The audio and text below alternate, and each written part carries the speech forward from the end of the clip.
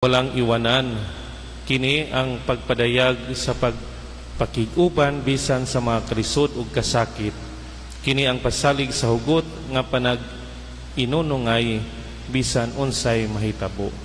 Ang balaang pamilya ni Jesus, Maria ug Jose sa mausab sa tagsa-tagsa nato ka pamilya. Miagi usab sila sa mga pagsulay ug pag-antos. Naglaraw na nga makigbulag sa hilom si Jose sa wala pa sila mag-uban ni Maria. Lisod ilang naagian sa panahon sa pagkatao ni Jesus sa pobre nga pasungan. Nagproblema sila pagkagiyo sa Ehipto aron maluwas batok sa mga mupatay sa bata. Nakapangutana si Maria ngano nga ang batang Jesus nawala dito sa templo.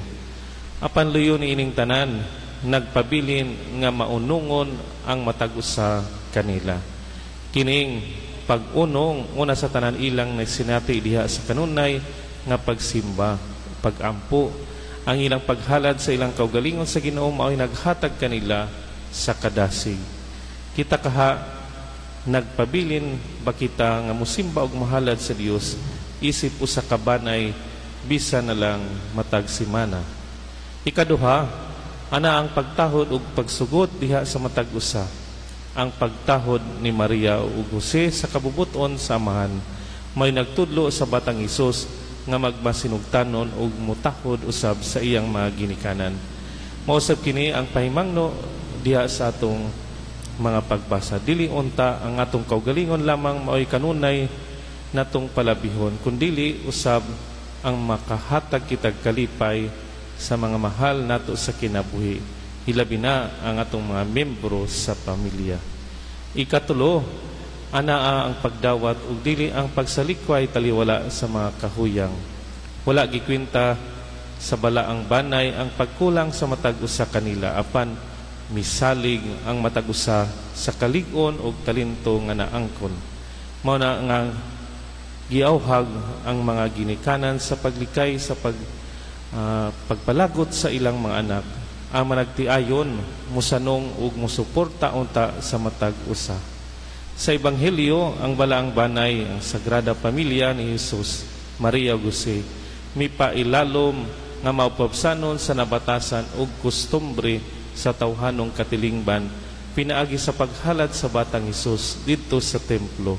Kining pagkahimamat nila uban kang Simeon makighimamat naghatag kaniya sa kalipay sa pagpakita sa kahayag nga midanag sa tibuok kalibutan.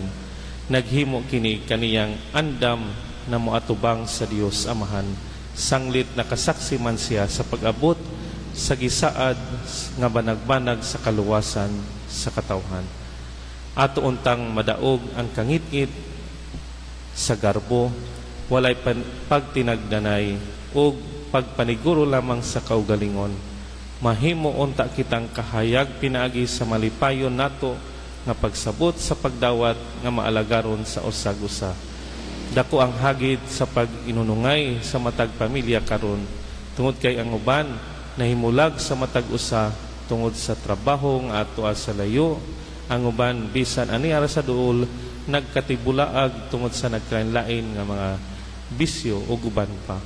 Atong paninguhaon nga niining panahon sa Pasko, manaunta ang pagsimba sa Dios, pagtahod ug pagdawat sa usag-usa. Amen. Ihalad ta sa Dios Amahan ang atong kaugalingon